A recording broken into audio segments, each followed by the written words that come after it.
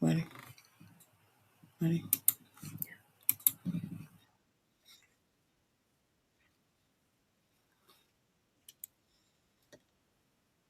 All right, all right, all right. You already know who it is.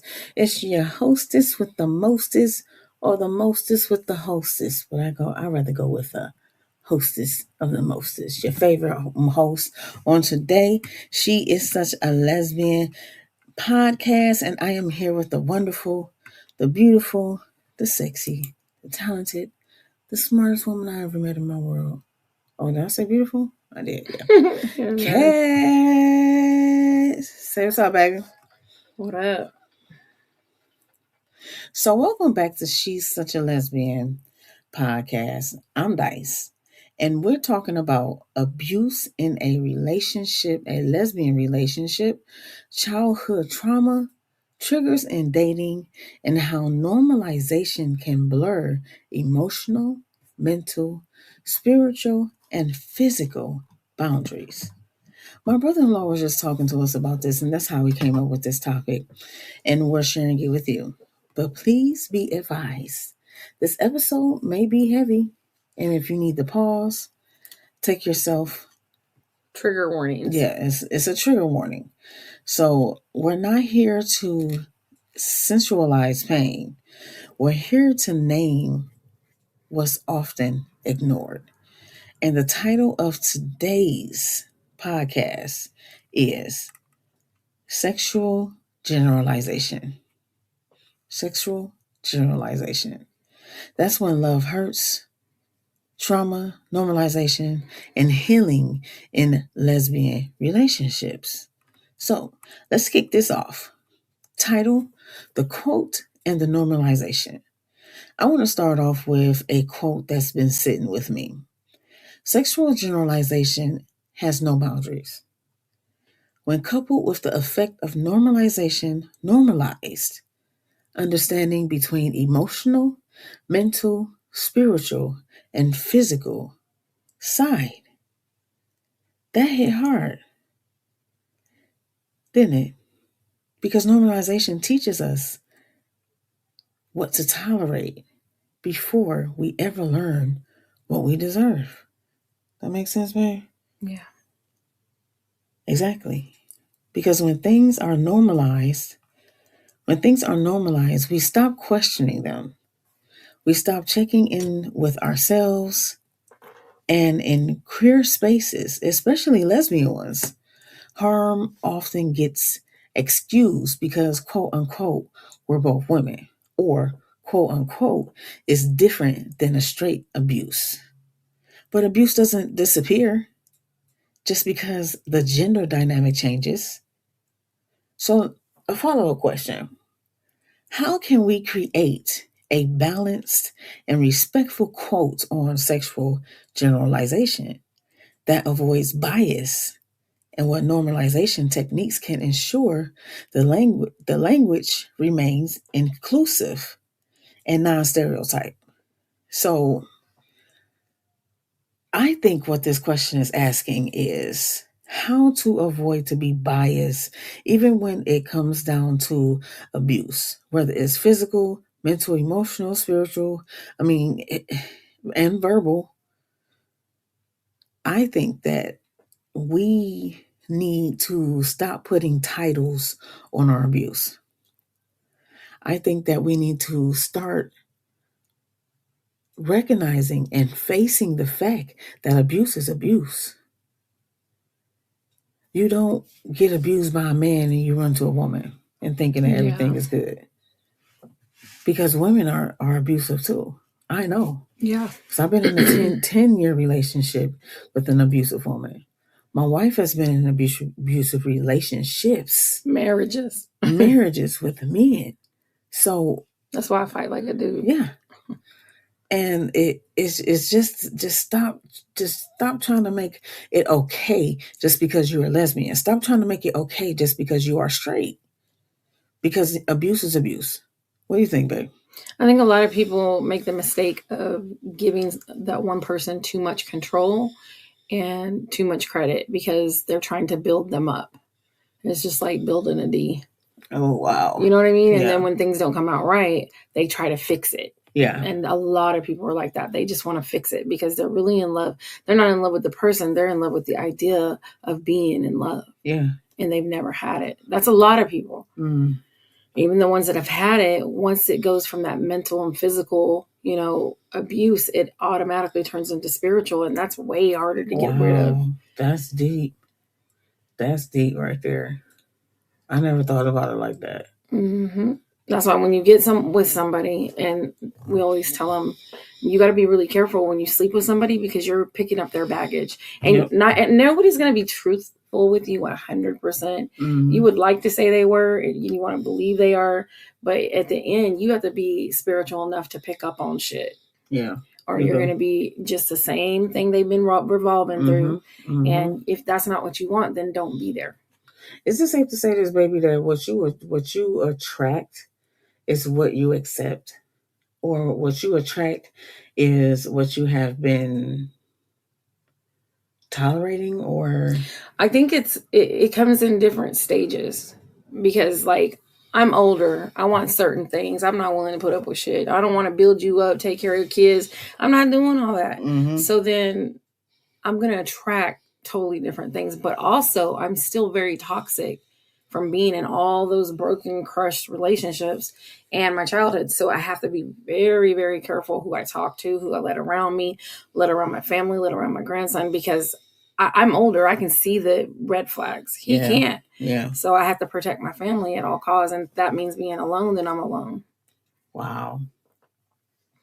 And sometimes you have to pull yourself away from the dating life to kind of like get to know yourself. Because in so many relationships, you put other people before you and you don't have time for yourself. Yeah. So use your quality time and say, I'm tired of being alone. I need nobody. No, take that time to get to know yourself. Yeah. So you can be happy with yourself. And once you are happy with yourself, you can see all the imperfections of people that tried to get with you, people that you dated, your past, and what you want. Because believe this, when I met my wife, she was single for 5 years. I was single for 6. So put that together. Do the math. It took us that long to know what we want, to time that we want. When we met, she said, okay, this is what I want. And I said, okay, cool. And this is what I want. She said, okay, cool. And we took it from there. So know what you want and take the time out instead of just saying, I'm lonely, I do this. Which is most people's thing. They're lonely. Yeah. They don't like to be alone. And we get it. We felt like we've been alone too. We get it. Mm-hmm. But that doesn't have an excuse for you to go out and maybe have a one night stand. Go out and pick the first person you see that's looking at you. That's not a relationship, y'all. Know when to say, okay, I give in. I let go of you and I choose me. And that's a lot. That's hard. Is. Especially if you have children with that person. It's hard. Like, it's really hard. And I understand that and I know it. But you gotta, at some point, you gotta decide who you love more, yourself, your kids, or that person that's abusing you mentally, physically, and spiritually. But even if y'all not together, even if y'all have kids together and y'all not together, co-parenting. Now, I don't know nothing about co-parenting. My wife does, and she's going to let y'all know, like, give y'all some insight on that. But this is my thought. I never been through it, but this is my opinion. Grow the hell up. Do it for your children. Because if whatever your child sees, they're going to take that to school. They're going to take it to other people. And they're going to act just like mommy and daddy.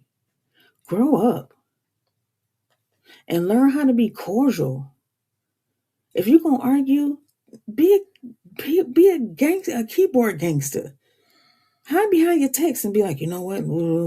Don't argue in front of your kids, man. Because they're going to look at that and they're going to take it straight to school. And they're going to think it's normal to treat other kids like that.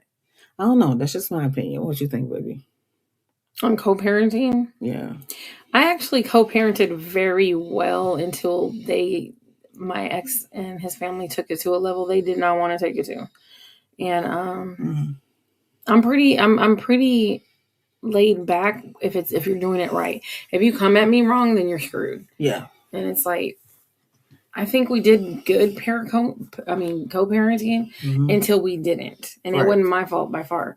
But when he started dating and got with somebody that was like 6 years younger than him, and my kids are over there, and then my kids are telling me that they see this, they see that. That's when we had a problem. And so, otherwise, he would get them every weekend and every summer. I had them all through the week, and that's it. He get them on the holidays too. I'm paying on celebrate holidays. They did, so I let them have them all holidays. That's the only reason my kids even know about holidays.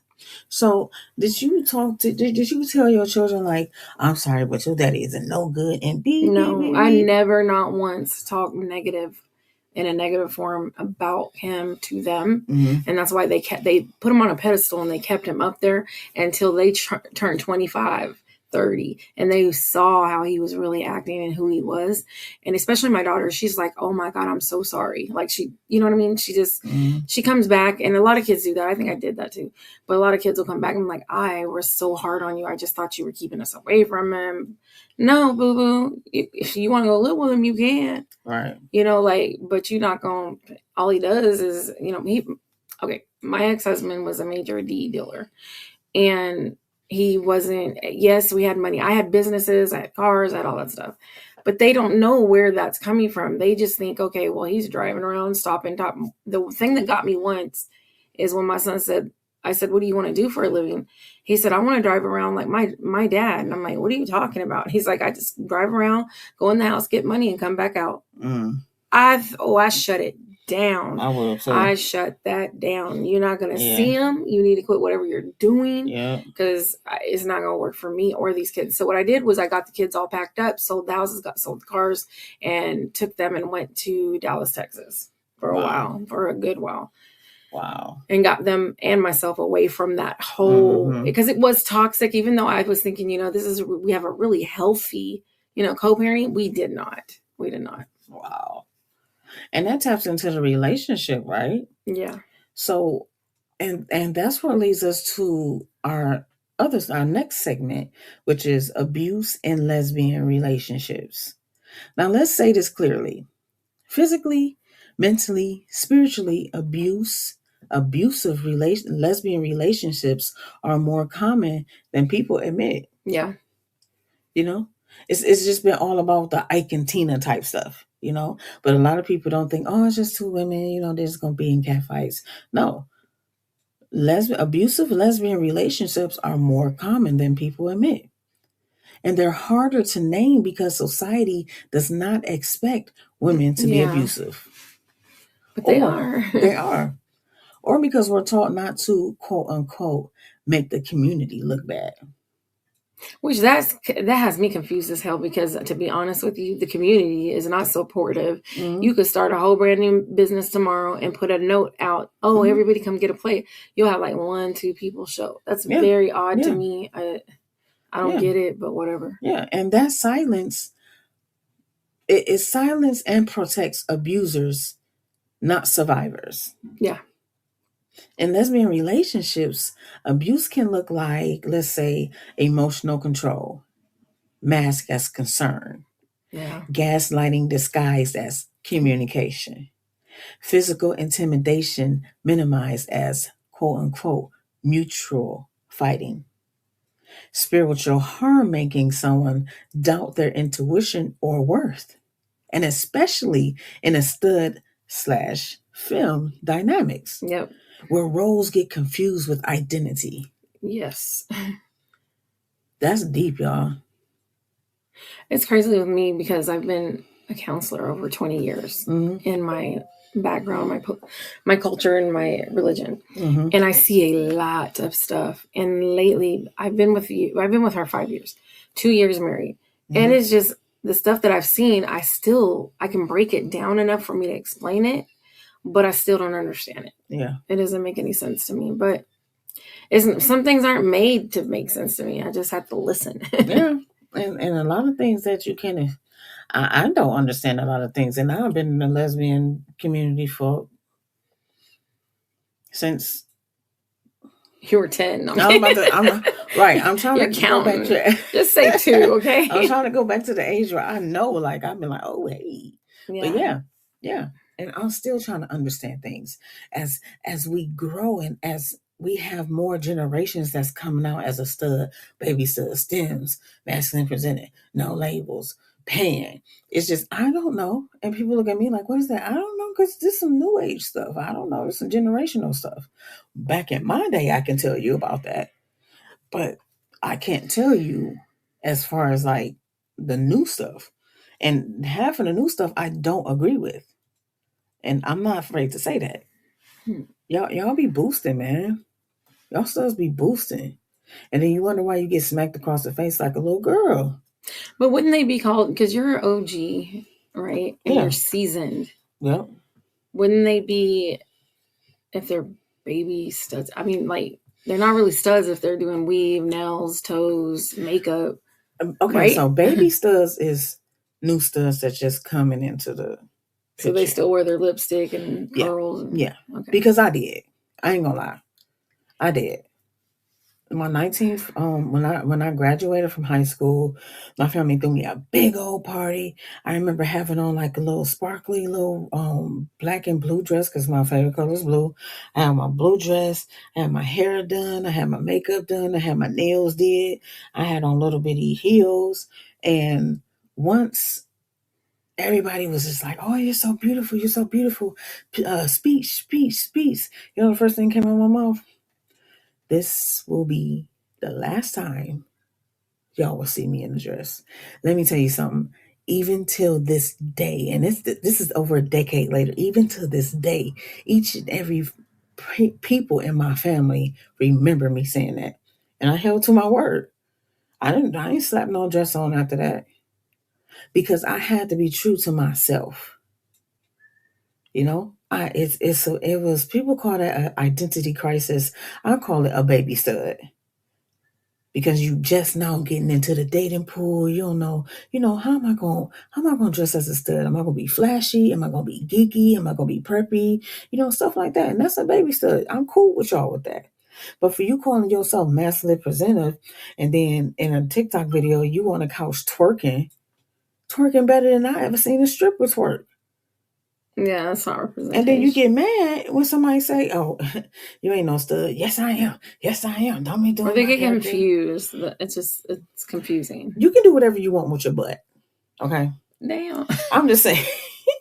I'm not trying to tell y'all not to twerk, or I'm not trying to intimidate y'all studs, but I'm saying pick which side you want to be on. Yeah. You can't have one foot in the lesbian community and the other foot in the heterosexual world. Okay? That's just that can't happen. You can't have a Jordan on and on your left foot, and you can't put a heel on your right. Well, how does that make you look, man? Pick a side, bro. And you can live your life wherever you want. Listen, I'm not judging y'all. I'm just inputting my opinion. An opinion isn't always a fact because it's my opinion. Be true to yourselves, baby studs, stems. Man, if it's your family, you still have to be true to yourself. You will never, let me tell y'all something, then we're going to move on. You will never, ever be happy in this world if you do not accept yourself for who you are. Yeah. You will always be mad. And sometimes it takes 50, 60 years for somebody to wake up and be like, I should have did this when I was 19. What the hell was wrong with me? And my wife, she's not a femme. She hasn't like been a lesbian for decades. A lot of times she'd be like, babe, how many flags y'all got? And I don't know, let me Google it, babe. I mean, she's curious about this new world that she's in because she don't know a dang on diddly thing about the lesbian community than she's a fag hag. I am a very big fag hag.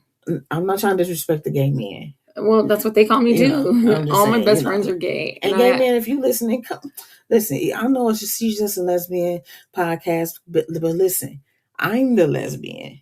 Okay. Yeah, that's how we named it, because I always tell her, I'm like, you're yeah. such a lesbian. Exactly. She'll say stuff. Yeah. You'll say weird shit, and I'm looking at you, and it's stuff that I would never say, or nobody around me would ever say. Yeah. And then you're saying it, and I'm like, God, or Yeah. seeing her flirt or something. And I have to look, and I'm like, dang, she's such a lesbian. Like, she was born a lesbian. She was born. Her mama and them can just fuck off, because she was born a lesbian. Anything you're gonna do with a lesbian, you're gonna see it through her. Shit. And even the stud stuff, but even that's what I like about her is it's almost like half and half evenly, but she does it so well. She can have her toe a little bit over here, a little bit over there, and then when it comes time, she hits the hammer. Like, she is. You learn to walk in your legs, okay? Hey, yo, studs, don't get me wrong. Don't be talking about I'm at home secretly putting on pantyhose and heels on. That's not what she's talking about. She don't do that. I am in touch with my femininity. No, the thing is with her, she knows exactly who she is, what she wants, and her stud card, it's validated. Yeah. But what a lot of you guys that are studs forget is that we don't want to be with a man. We want to be with a woman. So if you just dress like a stud, act like a stud, do the stud shit, that's what we like. Yeah. And then when we at home, they like to see the softer side, because out away from home, we have to put on that sword, that armor, that helmet, and we have to walk out here and be like, I wish somebody would. Yeah. And wear it on our face. Yeah. Because that's how we have to be. But while we at home, your woman want to see you a little soft, and she wants you to do the little pop kick every time y'all smoosh. You know what I'm saying? Smoosh. I don't mind doing a pop kick. You know? So, so a follow-up question with that.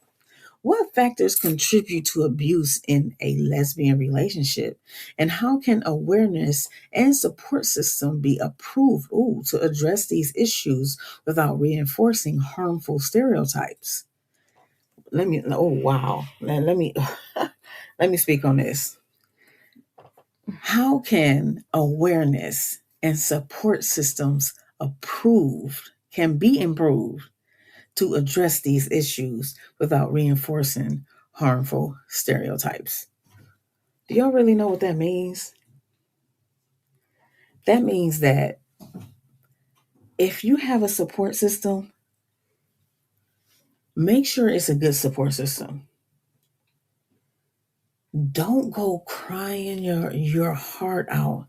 And when I'm saying that is, don't cry all of your heart out. Yeah. Don't give over information that's going to hinder your relationship in the long run. Okay, I get it, y'all. Y'all just fall. She cheated on me. And she cut up my Jordans. She cut up my shoes. She cut up my pants. She ripped up my shorts. She put bleach on my nose. Oh my God. Okay, that's cool. But the reason, they be like, oh, what happened? She went through my phone, and I met this girl named Veronica at the club, and I swear I only smashed twice. That's too much information. That's too much information. Okay. Smashed twice. Because what you didn't tell your girl, that your little support system, your little buddy is going to tiptoe over there and be like, yeah, did you talk to your friend? Yeah, she said she only hit it twice. Oh, see, she didn't tell me that. You see what I'm saying? No, that is a problem. That's a problem. You share too much information, and then everybody's mad at the stud, and they be like, man, you ain't nothing, man. Look at you cheating on your girl. Then the girl crying that she want to do the waiting to exhale thing, throw your clothes in the BMW and throw the low match and everything. Whoosh. No, man, listen, you handle your problems within your home. When you start bringing people into your relationship, that's when things get serious and it hits the fan. So how to improve your support system? Train your support system that you're not going to put everything out on the table, but you do, however, welcome advice. Yeah. Okay. That's all I can say without reinforcing harmful stereotypes. That's all I can think of. The bad thing about childhood trauma or PTSD, it follows you. It's like a dark cloud and you can't get rid of it. When you get with somebody new, I think that it's best to sit and lay all your cards on the table with each other. You know, like I want to know who you with, who you been with, who just baby's daddies. I don't know all that shit. But if you don't, it's going to catch up with you anyway, because childhood trauma and just dating, period, your parents dating and being in unhealthy relationships is going to trickle down into your relationships and your marriage.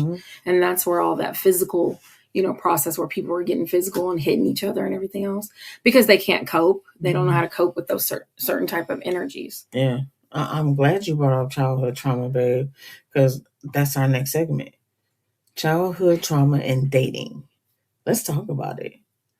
Let's talk about childhood trauma because it shows up in dating whether we want it or not. Yeah.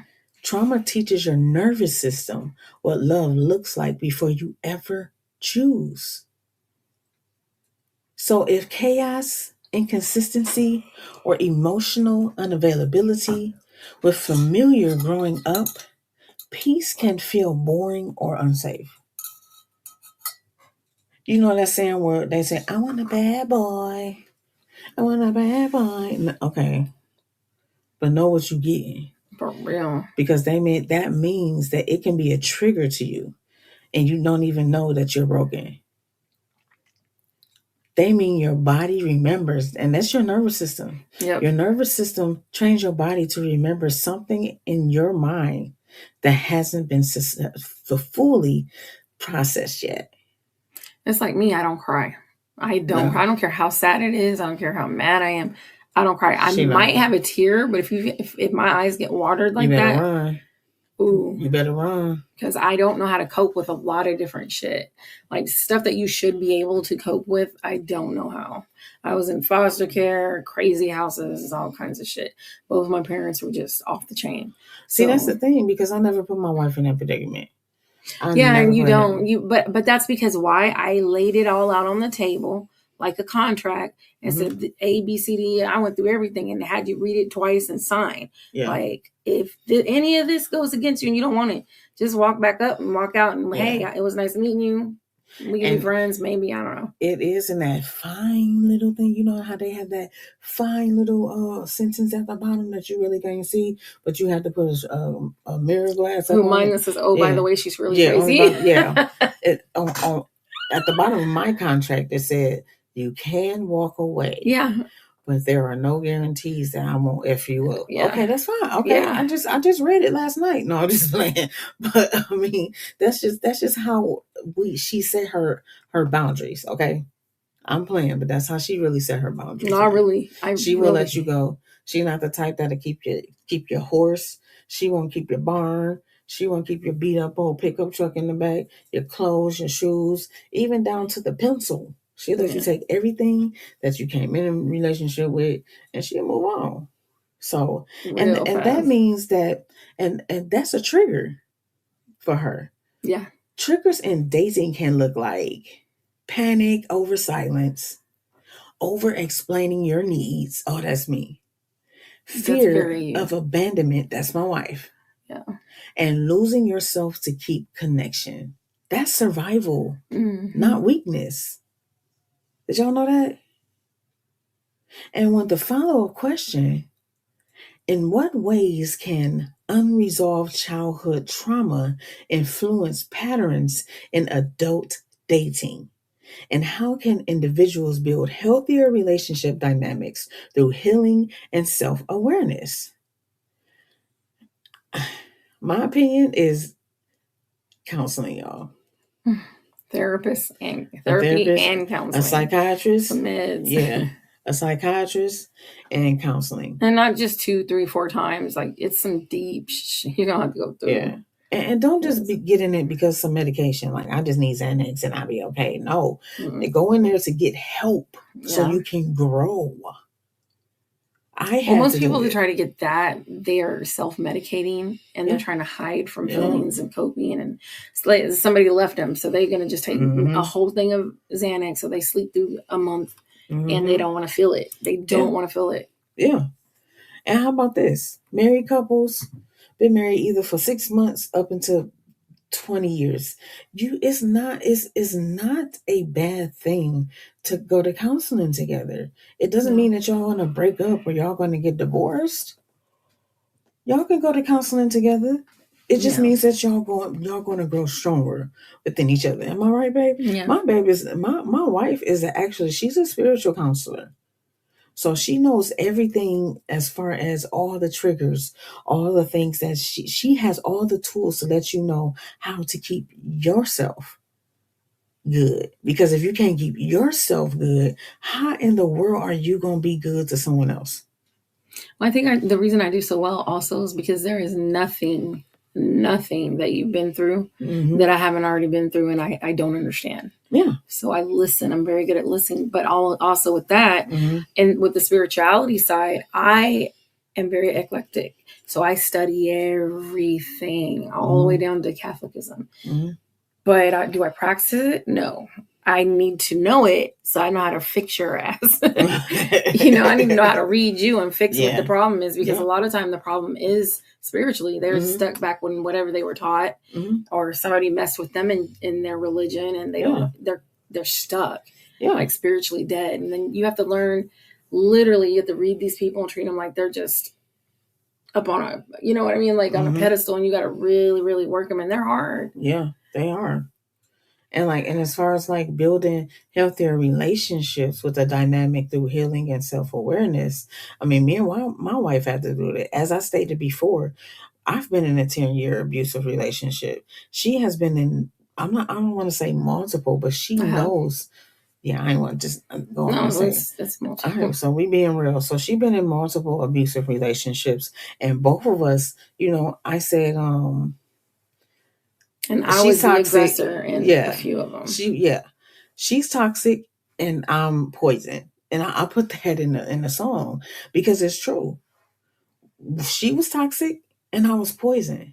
Because of what we went through, we had the strongest shield build up in front of us. It took us to teach each other how to let our shields down. Yeah. And like, now we really had to teach each other how to love each other. It wasn't going to work. If we couldn't sit down and be like, look, especially because we're both Taurus. We once we get mad at you, we don't not. Man, our birthday's 2 days apart. We don't play. Let me tell y'all something. Don't come in there when we having a misunderstanding. Because it's. But still, we don't put our hands on each other. No. We don't disrespect each other. We like to call it misunderstandings. Because it's miscommunications, misunderstandings, because we came out of abusive relationships, and then when we came into our relationship, we had our guard up. Right? We was defensive. We was hella defensive. Well, I really had mine because I hadn't been with a woman this way, so I didn't know what to expect. Should have been with a woman, period. But I'm saying this way, like just. Besides your friends? Yeah, like I didn't know how to. You saw what I did with my ex-best friend. I cut that shit so fast. Yeah. I don't care about relationships and people like that. I learned that as a young kid, and that was the only way I could survive. But the thing was that we built a healthy relationship. We did. A healthy relationship. And it took both of us to step back and be like, dang, I ain't get hit yet. Or you're like, dang, you ain't cheat on me yet. And it's sad to think like that. But that's all we knew. Yeah. That's all we knew. And now we're in a healthy relationship. Man, you can't tell us nothing. And people love our relationship. They do. It's like, it's really how we are. We're not just making up stuff. It's really how we are. Because we're survivors. And you can be a survivor too. Well, because it's work. We both put in the work. And it is hard work. If you're going to have a relationship and you've been with these type of people that have red flags, they've ever been spiritually, mentally, and physically abused at all, you're going to have a hard time if you don't have patience, if you don't love hard, if you don't, there's a lot. If you don't have it, you ain't going to work with them. Just let them go now. You have to normalize yourself and realize that you are a survivor.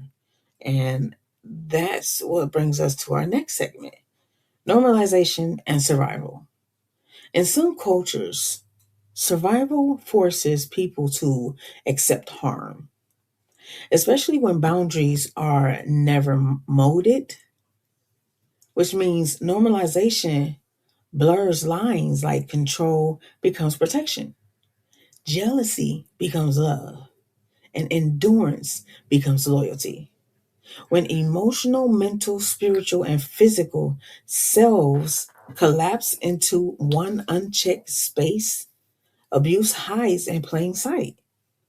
So if you normalize toxicity, can I say that? Toxicity. Toxicity? Toxicity. Then it hides in plain sight, y'all. Don't make an excuse for your partner. Oh, he only hit me because I said I didn't like what he had on. No, that's that so much. That's that Ike and Tina effect. You know what I'm saying? Yeah, I see that so much. It was my fault. It was my fault because I yelled at him. No, it's not your fault. You don't deserve to be hit. But that's a survival strategy. You know, they're exactly. Like, they're going to try. And a lot of people, like I told my daughter, everybody has to hit that right foot sooner or later. They're going to start out on their left, but they're going to hit that right foot that you've never seen. And that means they're going to be the real them. And then that's where you kick in and you're like, I'm going to fix this. I'm going to do this. I'm going to do that. And I call it build a D. Build a D.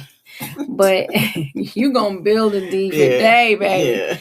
But it's not going to come out right because that person is literally living off of their last vein and word and alcoholism and drugs and being abused as a child. They could be a latchkey kid. There's so much there. And it's like you guys, even the younger people in our generations, they need to get it together. Yeah, they do. And especially with the people that you're with. It used to be like, okay, you met your spouse when you went to college and it's either a doctor's, a lawyer, something. You set yourself up good. In the South, literally the moms teach their kids to get with somebody in the military or I don't know, in the military or somebody that has stuff, like they own stuff. Somebody from the church. Yes, that get too, major. Good old church but they want that, but they're letting their daughter be 13, 14, and basically you're selling off your child to somebody with a promise that they're going to get married. Like gypsies, right? Huh? Like gypsies. It's more like, it's like Muslims too. But see, it's my sister, my niece, my sister sold her off at, I want to say 14 or 15 to a 69-year-old man in Egypt. And all she did it for was land and cattle. Wow. And my niece ended up getting molested and messed up and beaten and just stuff that messed her up. She's messed up in the head so bad. But it's good because my sister's mom got what is it? It was the feds and whoever else, district attorney, and they all went over there and they got her. Her grandmother went over there and took her from her mom.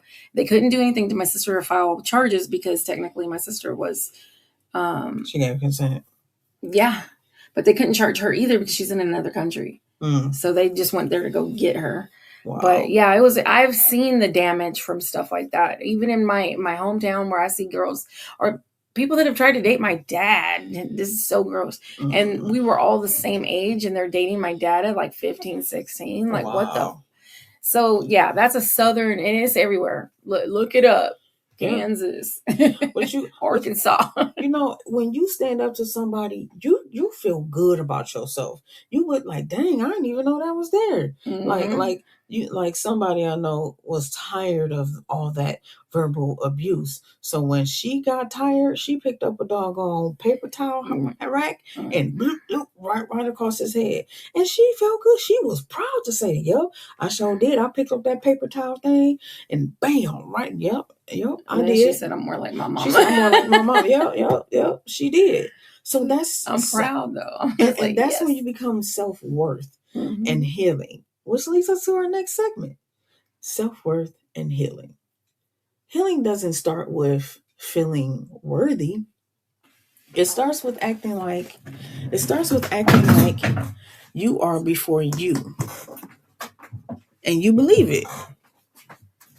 So, and let me just say that. It starts with acting like you are before you believe it.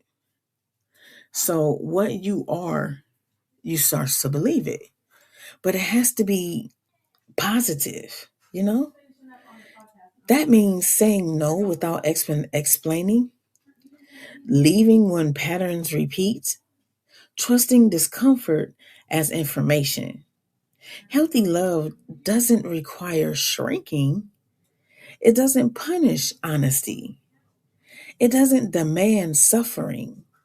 If it costs your peace, then it's too expensive.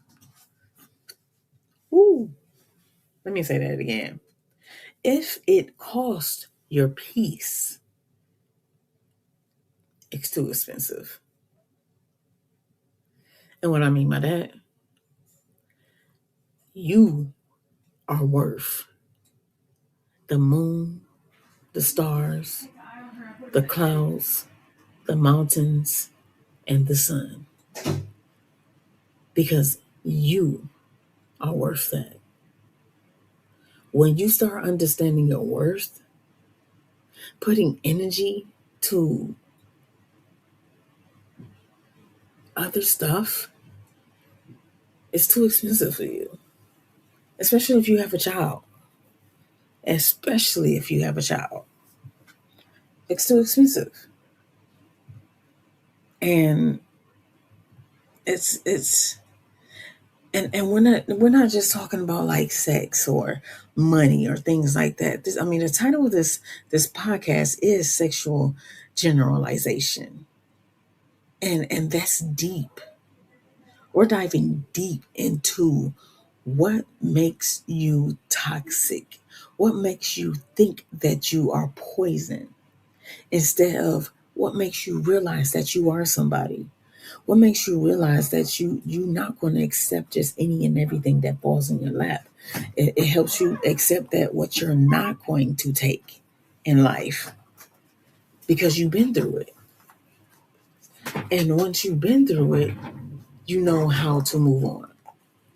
So my follow-up question is, how does rebuilding self-worth influence the healing process? And what practice can help individuals sustain that growth over time?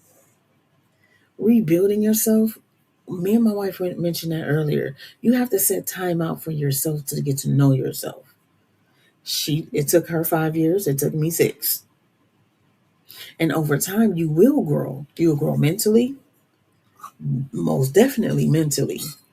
You grow spiritually, you will start looking at things, looking at life in a whole new aspect. So give yourself time to get over things that you've been in your life. Don't do rebounds, y'all. I never go backwards. Oh my gosh. That's my biggest. I don't go backwards. And if you did something to me, you don't want to be with me. You don't, because I'll be hateful and evil. And you don't want to be with me. And dating, being in a rebound, like you just tell a person, well, you was just a rebound anyway. That's not good. That's still toxic. Very. So give yourself time to grow up and get over it and heal yourself instead of snatching band-aids off and pouring salt in your wound. That's all I gotta say about that one. And this is for the listeners. This is reflection questions. Ask yourself this.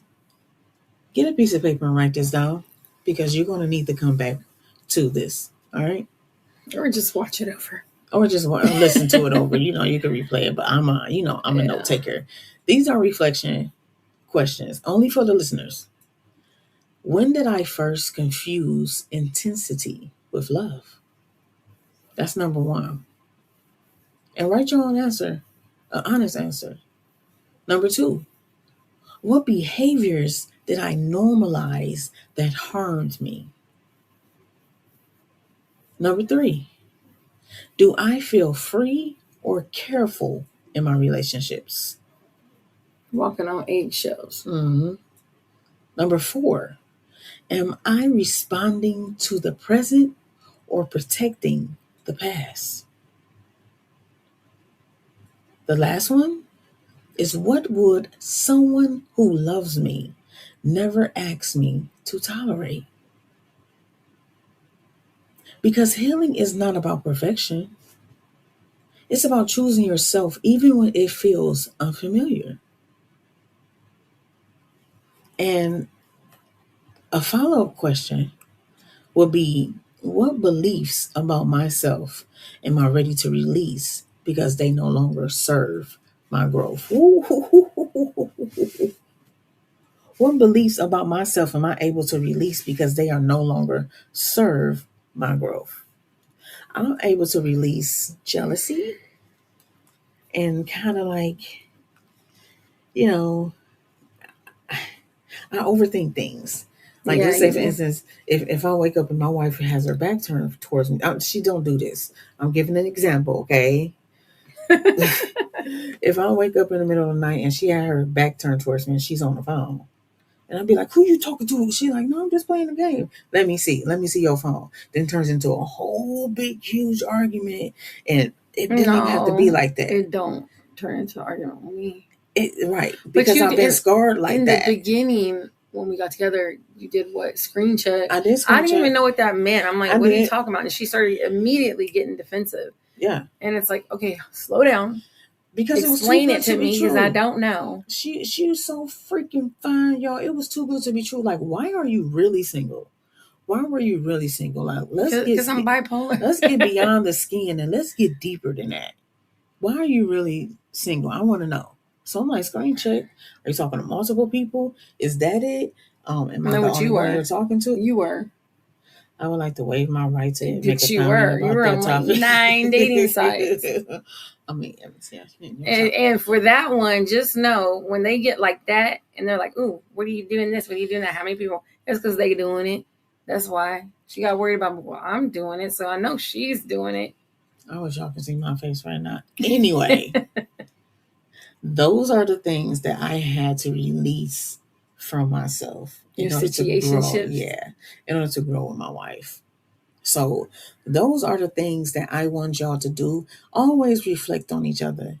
On not each other, but yeah, you can reflect on each other if you're a couple, and you can reflect on yourself just for improvement. So just keep that in mind. So in closing, y'all, if this episode Resonated. resonated, Good word. know this: you are not alone. You are not exaggerating, and you're not broken. You deserve safety before you learn survival. Let me repeat that. You are not alone. You are not exaggerating, and you are not broken. You deserve safety before you learn survival. All right? As we leave, you guys, I'm going to put a song on from Dice, my wife, and it's called Metaphysical. So you guys have Hey, fun, and we'll see you next thank you for trusting us with later. this conversation. This is She's Just such a Lesbian. And we will see you all next time. Mañana. Adios, amigos. Fucking Good job, nerd. baby. Good job. Good job. You're a Good job. nerd. You're a nerd. Good job. Good job. I need this. Oh, shoot. I'm still on here. Take.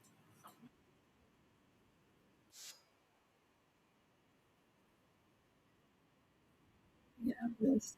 We did good. We did so How do I get good. We out? did so good. Hey, how do I get What's out? up? Yeah, right there. Yeah. Look. We be killing these motherfuckers. We be killing these motherfucking podcasts. You You don't even know that haven't even I'm seen the such a. numbers on the other shit. That's what I'm saying. I'm such a good reader. I can. This is Yeah, my it's everything. better to do it. Yeah. You ask the question. And then you put in your little